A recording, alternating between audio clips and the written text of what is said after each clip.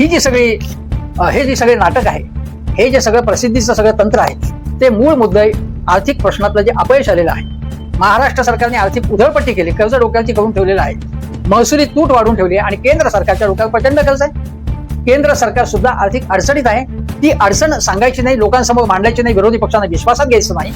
आणि मग मोदींनी मात्र कशी काटकसर करण्याची योजना पुढे मांडलेली आहे. मोदी किती त्यागी आहेत, मोदी किती महान आहेत, याचे ढोल बडवायचे आणि मूळ प्रश्न आहेत ते तसेच राहतात. म्हणजे लोकांना पूर्णपणे फसवण्याचं, लोकांना गंडवण्याचं हे नाटक आहे. ही बनवाबनवी आहे, शुद्ध बनवाबनवी आहे. म्हणून त्याच्यावर लोकांचा विश्वास बसत नाही. चेष्टा करतात लोक ती यासाठी. देवेंद्र फडणवीस तुम्ही लक्षात घ्या आणि उद्या परवा तेरवा तुम्ही बुलेटवर न येता, देशामध्ये इंधन टंचाईचं संकट आहे, महागाईचं संकट आहे आणि म्हणून पंतप्रधानांनी काटकसरीचं आवाहन केलेलं आहे. हे आवाहन अतिशय योग्य आहे, काहीच चुकीचं नाही त्याच्यामध्ये. सोनं खरेदी करू नका असंही त्यांनी म्हटलं. 1 वर्ष परदेश प्रवास शक्यतो टाळा आणि कार पुलिंग, कारमध्ये सगळ्यांनी एकत्र बसून प्रवास करा, अशा अनेक उपाययोजना पंतप्रधानांनी सुचवल्या. पंतप्रधानांनी त्या सुचवल्या म्हणून त्याच्यावर टीका करण्याचं कारण नाही. पण यापूर्वीच्या व्हिडिओमध्ये मी प्रश्न उपस्थित केला होता की ज्यावेळी निवडणुका चालू होत्या त्यावेळी हे शहाणपण का सुचलं नाही आणि निवडणुका संपल्यानंतर पंतप्रधान असं आवाहन करतात आणि म्हणून त्याबद्दल प्रश्न विचारणं भाग असतं.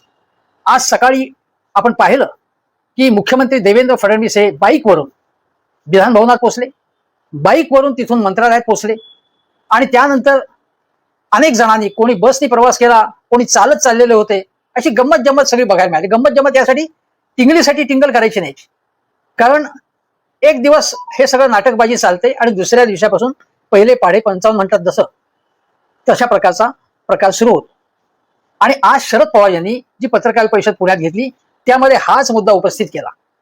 आपल्याला आठवत असेल किंवा माहीत असेल नसेल, मी 2 दिवसापूर्वी एक पोस्ट टाकली होती की राहुल गांधी ह्या रिजेक्टेड माल आहे, अशा प्रकारची अश्लाघ्य टीका मुख्यमंत्री फडणवीस यांनी केली होती. कोण विचारते राहुल गांधींना अशा प्रकारचं ते वक्तव्य केलं.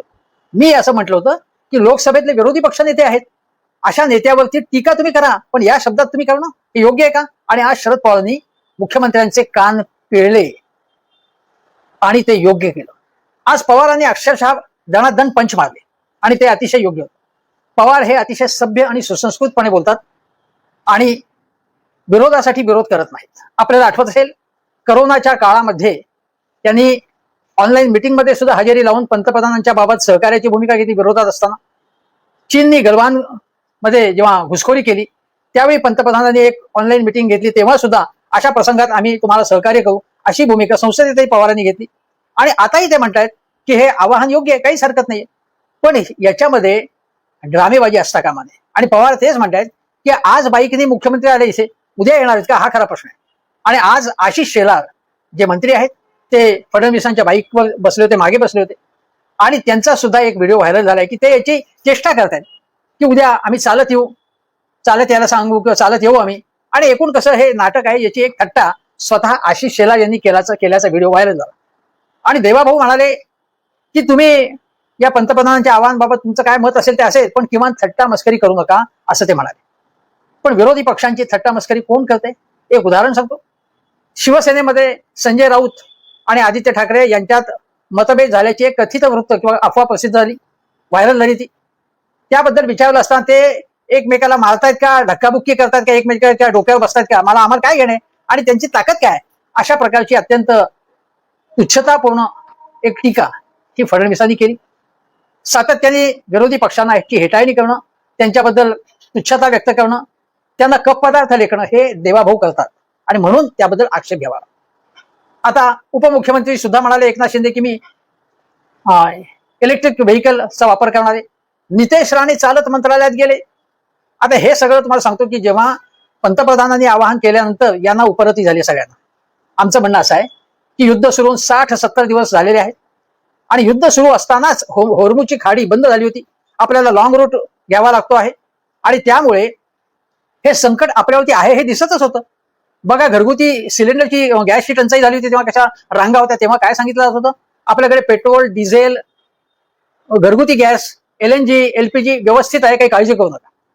आता म्हणतात की आता काळजीचं कारण आहे.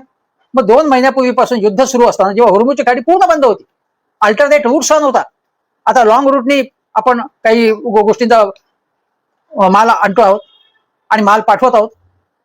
पण त्यावेळी काय सांगितलं नाही की हे संकट आहे म्हणून. आणि दुसरी गोष्ट अशी की इलेक्ट्रिक व्हेकल्सचं धोरण जे आहे, महाराष्ट्रात तुम्हाला सांगतो की आदित्य ठाकरे यांनी त्याचा पुरस्कार केला होता आणि आदित्य ठाकरे जर नापसंत असतील तर त्यांना आपण बाजूला ठेवू.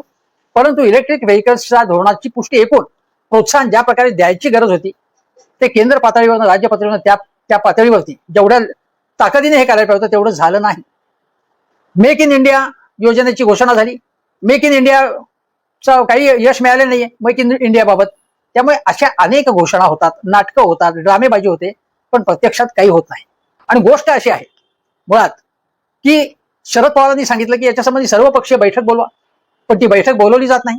आणि यापूर्वी ज्या ज्या बैठका झाल्या करोनाच्या वेळी किंवा चीनच्या वेळी किंवा अन्य वेळी 3-4 बैठका सर्वपक्षीय झाल्या, त्यावेळी पंतप्रधानच हजर नव्हते असं स्वतः शरद पवारांनी सांगितलेलं आहे. आता ही टीका आहे. पवारांनी अक्षरशः ठोसे मारले त्यांच्या भाषेमध्ये. त्या आक्रमक शैलीत बोलत नाहीत, पण त्यांच्या मुद्द्यामध्ये दम असतो आणि तो त्यांनी आज दाखवलाय. पवार मोजकं बोलतात, रोज वटवट करत नाहीत. पवार वेगळे आहेत आणि हे मुद्दे त्यांनी उपस्थित केले अत्यंत योग्य. अगदी राज्यसभेत किंवा लोकसभेत चर्चेच्या वेळी अनेकदा पंतप्रधान हजरच नसतात.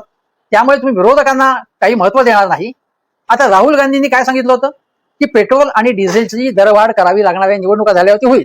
आणि ते त्यांनी अनेकदा पहिल्यांदाच इशारा दिलाय. करोनाच्या वेळी सुद्धा संकटाचा इशारा दिला होता. अनेकदा राहुल गांधींचा जो इशारा होता तो योग्य ठरला. आता राहुल गांधींनी अशा प्रकारची टीका केल्यानंतर किंवा असा इशारा अगोदरच दिला होता आणि त्यांनी पंतप्रधानांच्या काटकसरीच्या योजनेवर सुद्धा टीका केली. त्यानंतर आता राहुल गांधींच्या दौऱ्याचा मुद्दा यांनी उपस्थित केलेला आहे. म्हणजे जेव्हा एखादा मुद्दा, आता बघा नीट परीक्षेचा मुद्दा प्रभावी झाल्यानंतर आणि आंदोलनं काँग्रेसने केल्यानंतर राहुल गांधींचे दौरे हा विषय यांनी घेतलेला आहे. महागाई जेव्हा होती किंवा तुम्हाला सांगतो महाराष्ट्राचा आपण विचार करा तर ज्यावेळी राज्य सरकारला काही अशा अवघड प्रश्नांना तोंड द्यावं लागलं, आता समजा खराबच्या प्रकरणावर, तेव्हा त्याच्यावरनं बाजूला लक्ष वेधण्यासाठी मग लगेच नाशिक मधलं जे प्रकरण जे आहे टाटा मधलं ते लगेच वर आणण्यात आलं. ही यांची स्ट्रॅटेजी आहे. मूळ प्रश्न असा आहे की देशाचं अर्थकारण त्याचं व्यवस्थापन नीट केलं जात नाही. रुपया 95च्या पलीकडे गेलेला आहे. त्याचप्रमाणे देशामध्ये जो इंधनाचा साठा 6 महिन्याचा असायला पाहिजे, 6 महिने इतका तो तितका झालेला नाहीये. पंतप्रधान जेव्हा म्हणतात मेट्रोने प्रवास करा, मेट्रोची तिकीटं महाग आहेत आणि सगळीकडे मेट्रो नाहीये. दुसरी गोष्ट अशी की आपल्या देशामध्ये 85% पेट्रोल डिझेल हे सगळं आपण गॅस बी सगळं आयातच करतो. मग मुळातच युद्ध असो नसो, निवडणुका असो नसो, त्याच्यात बचत केलीच पाहिजे. मग ही बचत का नव्हती केली जात इतकी वर्ष? काँग्रेसच्या काळात काय असेल ते असेल. गेले 12 वर्ष तुम्ही सत्तेत आहात, त्यामध्ये तुम्ही बचत का नाही केली? बचतीचा साधा उपाय म्हणजे आता मुख्यमंत्र्यांनी आपल्या ताफ्यातल्या गाड्या कमी केल्या. 17 गाड्या होत्या आतापर्यंत फडणवीसांच्या ताफ्यामध्ये, त्या आता 4 वरती आलेल्या आहेत. 17 गाड्यांची मुळात गरजच काय होती? हेलिकॉप्टर शेती करणारे आपले एकनाथ शिंदे, त्यांच्या ताफ्यात किती गाड्या होत्या? अनेकांनी जी सिक्युरिटी घेतलेली त्यांच्या ताफ्यात किती गाड्या असतात? स्वतः शरद पवारांनी सांगितल्या की माझ्या ताफ्यातल्या गाड्या मुळातच कमी झालेल्या आहेत आणि त्यामुळे अजून कमी करायच्या कमी करू शकतात. ते थ्रेट म्हणजे सुरक्षेच्या बाबतची काळजी घेऊन ते कमी करू शकतात. त्यामुळे मूळ प्रश्न असा आहे की एक आर्थिक व्यवस्थापन आपलं योग्य नाही, त्यामध्ये तुमचं पूर्ण फेल्युअर आहे. एक तर असं आहे की आपला आर्थिक विकासाचा दर कमी होण्याची शक्यता अनेक अर्थसंस्थांनी व्यक्त केलेली आहे. रुपया घरंगळतोय आपण आणि शिवाय आपली जी व्यापारी तूट आहे ती आता वाढण्याची शक्यता आहे. याचं कारण असं आहे की आपला आयातीवरचा खर्च रुपया घरंगळत असल्यामुळे, कच्च्या तेलाचा भाव वाढल्यामुळे आणि लांबून हे तेल आयात करावं लागत असल्यामुळे आपल्याला व्यापारी तूट वाढणार आहे आपली, हे आपण लक्षात घेतलं पाहिजे. त्याचा विनिमय दरावरती सुद्धा आपल्या परिणाम होणार. मुद्दा असा आहे की आपण अमेरिकेसमोर लोटांगण घातल्यामुळे इराणला आपण दुखून बसलो. इराणमधनं आपल्याला फार मोठ्या प्रमाणात तेल आयात करता येत होतं. रुपयामधनं आपण ते तेल आयात करू शकत होतो. रशियामधनं आपलं 35-40% तेल आपण एकूण जी गरज आहे त्यापैकी आणत होतो. अमेरिकेने त्याच्यावरती नियंत्रण आणलं, मग त्याच्यामध्ये सवलत दिली, ती सवलत सुद्धा आता संपणार. मग रशिया आणि इराण यांच्याकडून आपल्याला अतिशय सवलतीमध्ये तेल मिळत होतं. आपलं परराष्ट्र धोरण जे आपण एका बाजूला झुकवलं इस्रायल आणि अमेरिकेच्या बाजूने, त्याचा आपल्याला फटका बसलेला आहे, हे आपण लक्षात घेतलं पाहिजे. हे अपयश आपल्या परराष्ट्र धोरणाच आहे आणि त्या धोरणाचं अपयश असल्यामुळे आपल्याला जास्त त्रास होतोय. आणि शिवाय इंधन साठे करून ठेवण्यामध्ये सुद्धा आपल्याला पुरेसं यश आलं नाही, हे आपण लक्षात घेतलं पाहिजे. आता अजून एक गोष्ट, देवेंद्र फडणवीस ज्या रॉयल एनफिल्ड बुलेटने आले त्यामध्ये सुद्धा फार काही इंधन वाचतं अशातला भाग नाही. कारण त्याच्यावरती समजा 2 जण बसले, गाडीत 4 जण बसले तरी एकाने असा हिशोब मांडलाय की एका लिटरमध्ये 100 रुपयात 20 किलोमीटर 4 लोक जाऊ शकतात कारने, आणि बुलेट ही जी आहे ती 2 लोकांना 1 लिटरमध्ये 35 किलोमीटर जाते. हे फरक आहे, पण फारसा फरक आहे अशातला भाग नाही, असं ही गोष्ट आपण लक्षात घेतली पाहिजे. दुसरी गोष्ट म्हणजे आज आपण बघितलं तर मध्य प्रदेश असो, अनेक ठिकाणी भारतीय जनता पक्षाच्या अनेक नेत्यांनी वेगवेगळ्या कार्यक्रमात प्रचंड म्हणजे ताफे त्यांचे आहेत, अजून ताफे कमी झालेले. अगदी मंत्रालयात आज भारतीय जनता पक्षाच्या एका नेत्याची गाडी आणि अन्य काही गाड्या ज्या होत्या अधिकाऱ्यांच्या नेत्यांच्या, त्याचा एसी चालू होता, गाड्या तिथे पार्क केलेल्या होत्या. याच्यामध्ये एसीच्यामुळे ते कन्झम्पशन होणार.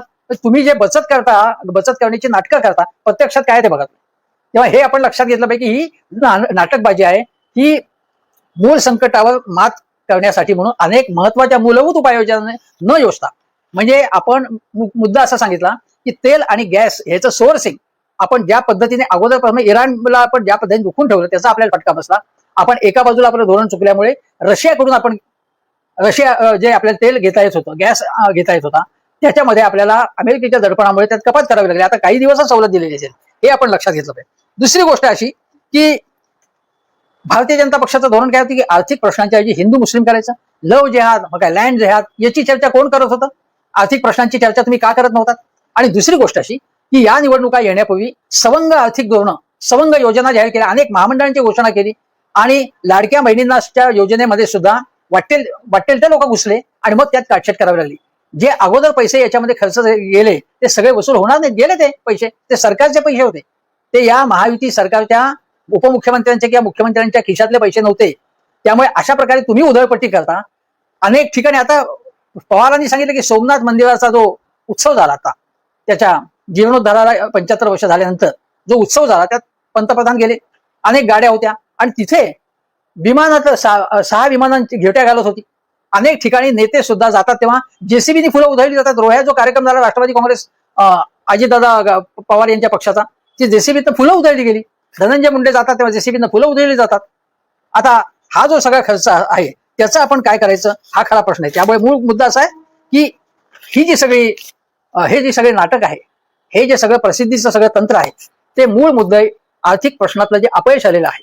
महाराष्ट्र सरकारने आर्थिक उधळपट्टी केली, कर्ज डोक्यावरती करून ठेवलेलं आहे, महसुली तूट वाढून ठेवली आहे, आणि केंद्र सरकारच्या डोक्यावर प्रचंड कर्ज आहे.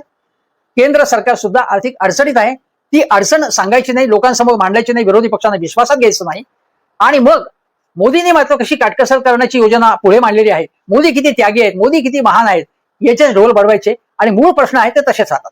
म्हणजे लोकांना पूर्णपणे फसवण्याचं, लोकांना गंडवण्याचं हे नाटक आहे. ही बनवाबनवी आहे, शुद्ध बनवाबनवी आहे. म्हणून त्याच्यावर लोकांचा विश्वास बसत नाही. चेष्टा करतात लोक ती यासाठी.